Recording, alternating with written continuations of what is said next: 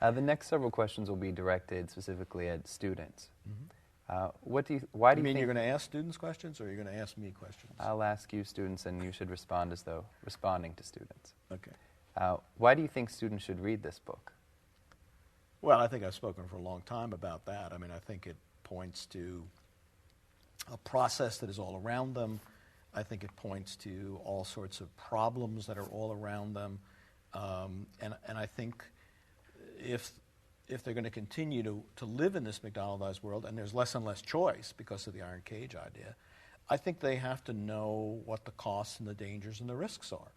And there are certainly ways in which they can reduce the risks and reduce the problems. And I think it is in that spirit. I mean, I would like to see them lead a revolution against the McDonaldization of society, but that's too romantic a view for me.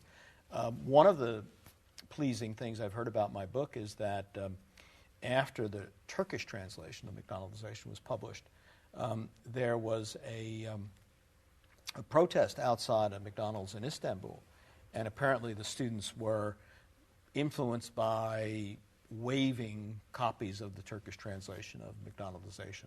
I may embellish that story a little bit, but I was told that by the Turkish publisher of McDonaldization. So it would be gratifying to see people protest on the basis of this.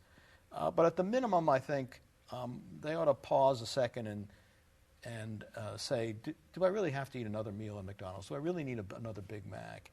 And beyond that, question the McDonaldization of their university or their church or whatever social institution they happen to find themselves. Again, speaking directly to students, what advice would you give them on how to help them better understand McDonaldization? Students are struggling to understand McDonaldization. What advice would you give directly to them to help them understand it better? Do students struggle to understand McDonaldization?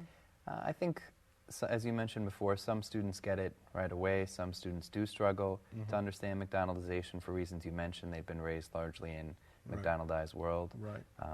I've been raised largely in a McDonaldized world, and it can sometimes be a difficult thing to understand how the world could be different if you've never seen it in a different way. You kind of assume this is the way the world has always been.